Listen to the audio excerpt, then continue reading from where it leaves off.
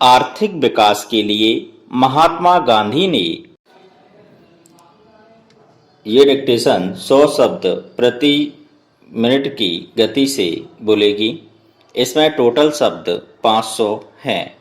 इसकी लिंक नीचे डिस्क्रिप्शन में दी है, वहां से आप पीडीएफ प्राप्त कर सकती हैं। Yes start. भारत के आर्थिक विकास के लिए महात्मा गांधी ने उत्पादन के साधनों के विकेंद्रीयकरण पर बल दिया था। उत्पादनों के साधनों के केंद्रीयकरण से कुछ व्यक्तियों का देश की संपूर्ण अर्थव्यवस्था पर नियंत्रण रहता है। कुछ मुट्ठी भर व्यक्ति लाखों व्यक्तियों के जीवन को नियंत्रित करते हैं। बाजार में वस्तुओं की कमी उत्पन्न करना, वस्तुओं के लिए मनमानी कीमतें वसूल करना तथा सामान्य जनता का शोषण करना, यह उद्योगों के केंद्रीयकरण का ही फल है। आज के प्रजातंत्र के युग में भी उद्योगपति जनता के एक बहुत बड़े भाग पर नियंत्रण रखते हैं। यदि हमें हमारी प्रजातंत्रीय व्यवस्था को जीवित रखना है तो आर्थिक मामलों में प्रजातांत्रिक व्यवस्था लानी होगी। उत्पादन के साधनों का विकेंद्रीयकरण ही आर्थिक प्रजातंत्र लाने का एक साधन है। Paragraph change. उद्योगों के केंद्रीयकरण के फलस्वरूप बड़ी बड़ी मशीनों से माल निर्माण करने योग्य छोटी छोटी मशीनों का उत्पादन बड़े पैमाने पर किया जाना संभव होगा। समाज में पैसा कमाने वाले पूंजीपतियों का प्रभाव था, इसीलिए बड़े कल कारखानों को प्रोत्साहन मिला। सरकार ने भी बड़े पैमाने पर केंद्रित उद्योगों को ही पसंद किया। इसका एक दूसरा कारण यह भी था कि संरक्षण अथवा युद्ध हेतु इन केंद्रित उद्योगों की आवश्यकता थी। इन उद्योगों द्वारा सारी आर्थिक सत्ता तथा राजनीतिक सत्ता भी उद्योगपतियों के हाथों में केंद्रित हो गई।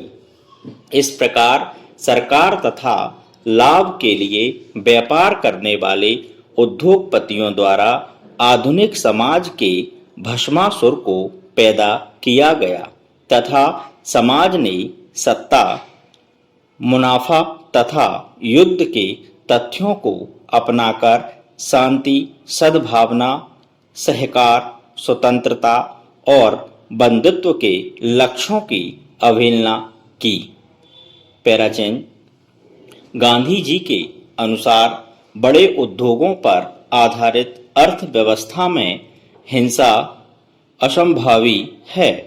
उद्योगों को चलाने के लिए कच्चा माल तथा उत्पादित वस्तुओं के लिए बाजार की आवश्यकता होती है।